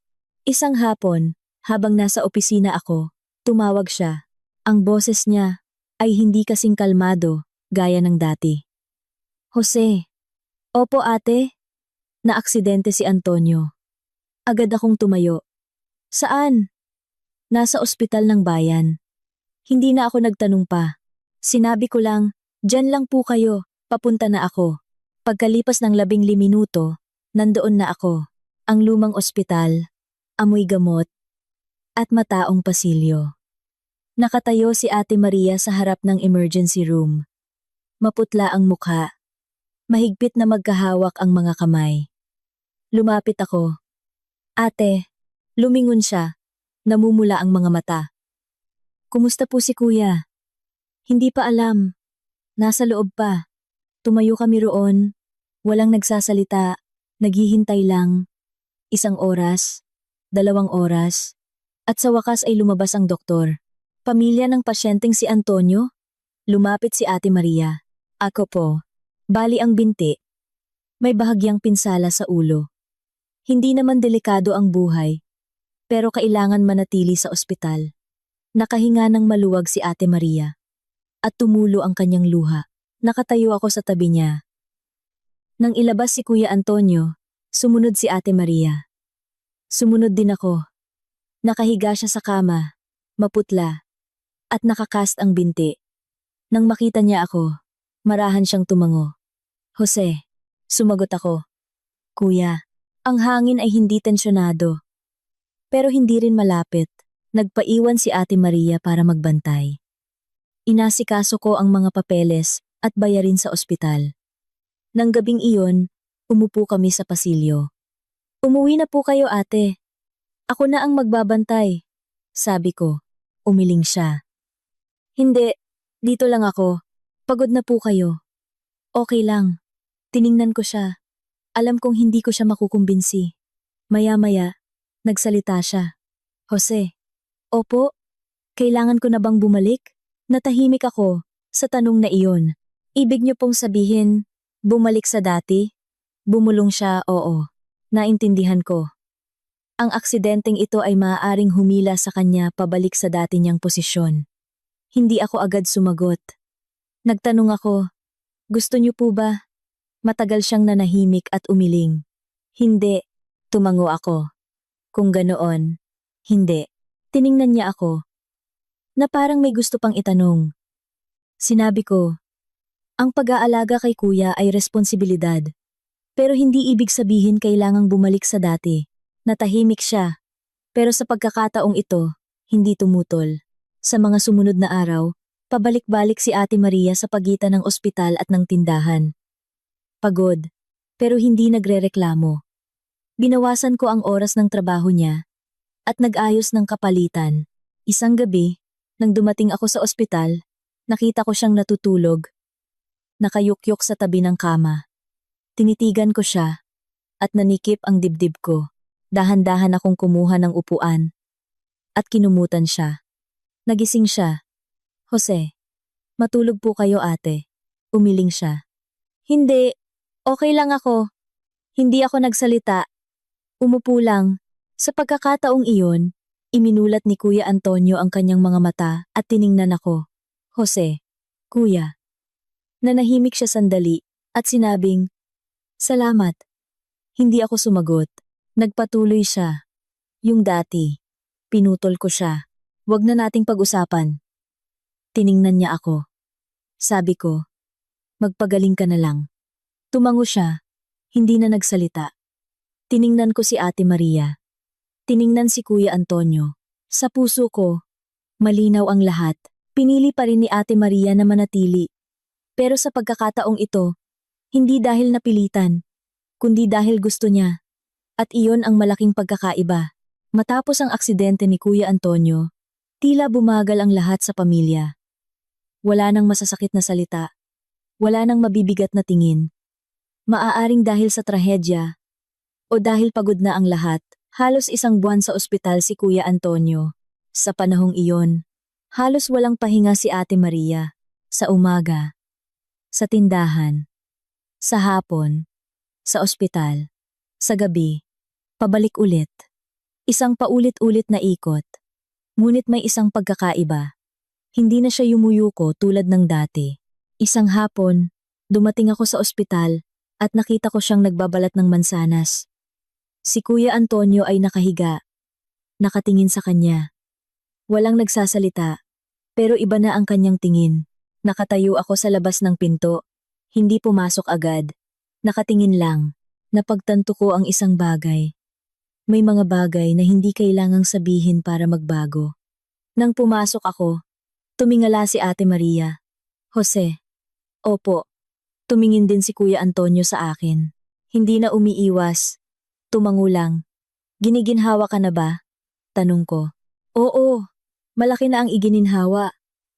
Ang boses niya ay hindi na pilit. Hindi kami gaanong nag-usap. Pero mas magaan na ang hangin. Ilang araw ang lumipas. Lumabas na siya ng ospital. Sinundo siya ni Ate Maria. At sumama ako. Ang lumang bahay. Pero wala na ang mabigat na pakiramdam. Sinalubong kami ng nanay ko. Tiningnan niya ang kanyang anak. Pagkatapos ay si Ate Maria. Walang sinabi, tahimik lang, na inalalayan si Kuya papasok. Ang tatay ko ay nakatayo sa tabi. Bumuntong hininga. Pero wala na ang distansya. Nakatayo ako sa labas. Hindi pumasok ng tuluyan. Nakatingin lang. Sa unang pagkakataon, naramdaman kong may kaunting init sa bahay na ito. Pagkatapos noon, bumalik na ako sa syudad. Nagpatuloy ang trabaho. Pero sa pagkakataong ito, hindi ko na kailangang tumakbo ng mabilis. Ang branch sa probinsya ay matatag na. Si Ate Maria na ang namamahala. Sumusuporta na lang ako mula sa malayo. Sa bawat tawag, iba na ang boses niya malinaw, matatag, at minsan ay tumatawa pa ng malakas. Jose, ang dami naming benta ngayon. Mabuti yan ate. May mga suki na kami. Alagaan niyo sila. Mga simpleng usapan. Pero para sa akin, ito ay isang mahabang paglalakbay. 3 buwan ang lumipas. Bumalik ako sa probinsya. Hindi nagpasabi. Ang tindahan ay matao. Maraming customer. Si Ate Maria ay nasa counter. Nakikipag-usap, kumukuha ng order, at nagtuturo sa mga empleyado. Nakatayo ako sa labas, hindi pumasok. Nakatingin lang. Hindi na siya ang babaeng nakayuko sa supermarket, hindi na ang tahimik na nagtitiis sa kusina. Isa na siyang taong may hawak ng sariling buhay. Tumalikod ako. Hindi na kailangang pumasok pa. Nang hapong iyon, tumawag siya. Opo? Bumalik ka pala. Ngumiti ako. Opo. Bakit hindi ka pumasok? Nakita ko kasing abala kayo. Tumawa siya. Ikaw talaga. Ang boses niya ay magaan. Pero mainit. Gabi. Inaya niya akong kumain sa isang maliit na kainan. Hindi ang mamihan noon, pero simple rin. Maaga siyang dumating. Naghihintay. Pumasok ako, at tiningnan siya. Nakasuot siya ng polo shirt. Maayos ang buhok. Wala nang bakas ng pagod. Upo ka, sabi niya. Hindi binanggit ang nakaraan. Hindi pinag-usapan ng hirap. Mga ordinaryong bagay lang. Maya-maya, tiningnan niya ako. Jose. Opo? Yung utang ko sa'yo, hindi ko pa nababayaran. Ngumiti ako. Tumango siya. Oo naman. Tiningnan ko siya at sinabi, may utang po kayo sa akin. Isang maikling pangungusap. Nagtaka siya. Ano yon? Ngumiti ako ng bahagya. Pero napakatatag. Habang buhay, hindi ko nasisingilin yan. Natigilan siya. Namula ang kanyang mga mata. Jose, umiling ako. Huwag na po kayong magsalita. Noong araw na iyon, ibinigay niyo sa akin nang walang pag-aalinlangan. Ngayon, ibinabalik ko lang po. Yumuko siya. Tumulo ang kanyang luha. Hindi ko siya inalo, hindi pinunasan. Dahil alam kong hindi iyon luha ng pighati, kundi luha ng kalayaan. Maya-maya, tumingala siya. Ngumiti. Kung ganoon, habang buhay na lang akong magtatrabaho para sa'yo, ha? Natawa ako. Hindi po. Mabuhay kayo. Para sa sarili niyo. Ako, nasa likod lang. Tiningnan niya ako. Hindi nagsalita, pero tumango. Nang gabing iyon, bumalik ako sa hotel. Hindi agad natulog. Tumayo ako sa tabi ng bintana. Tinitingnan ang syudad. Hindi malaki, hindi magarbo, pero sapat na. Naalala ko ang gabing iyon. Sa rooftop. Ang malamig na hangin. Ang pakiramdam ng kawalan. Isang hakbang na lang. Tapos na sana ang lahat.